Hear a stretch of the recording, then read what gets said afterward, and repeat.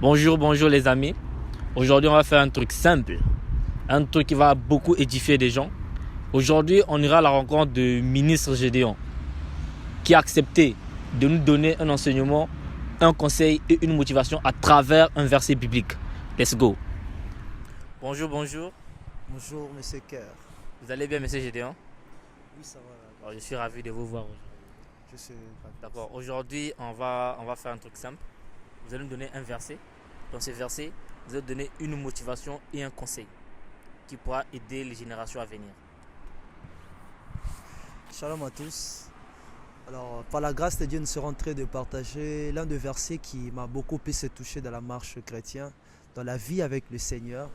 C'est dans le livre de Romains, chapitre 12, le verset 2, là où il est écrit « Ne vous conformez pas au siècle présent, mais soyez transformés par les renouvellements d'intelligence, afin que vous connaîtrez quelle est la volonté de Dieu, ce qui est bon, parfait et agréable. » Tout ce que j'aimerais nous demander tant qu'enfants de Dieu, même pour ceux qui ne connaissent pas encore le Seigneur, je vous fais appel et je vous invite de chercher la transformation du renouvellement d'intelligence.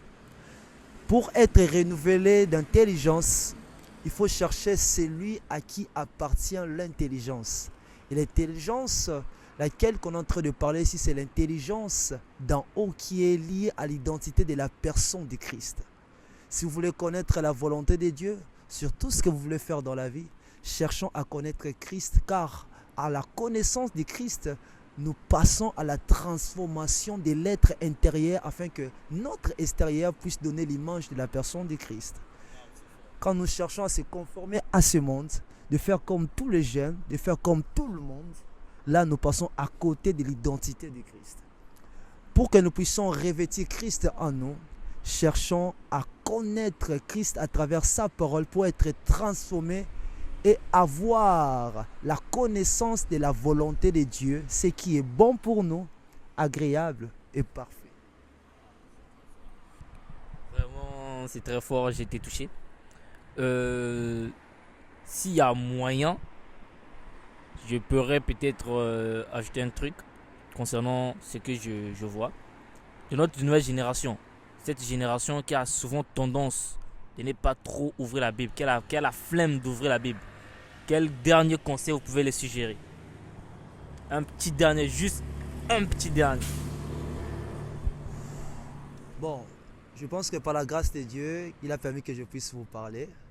Alors, j'aimerais tout simplement nous dire, quand on n'arrive pas à ouvrir sa Bible, il faut essayer encore d'ouvrir et de le lire.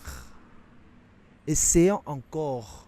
Quand aujourd'hui tu n'as pas pu arriver à lire même un seul verset, le lendemain essaie encore d'ouvrir ta Bible.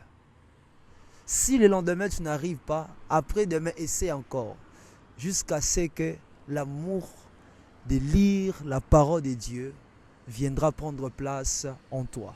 Et encore, il y a une chose que je n'aurais pas oubliée, c'est de la personne du Saint-Esprit.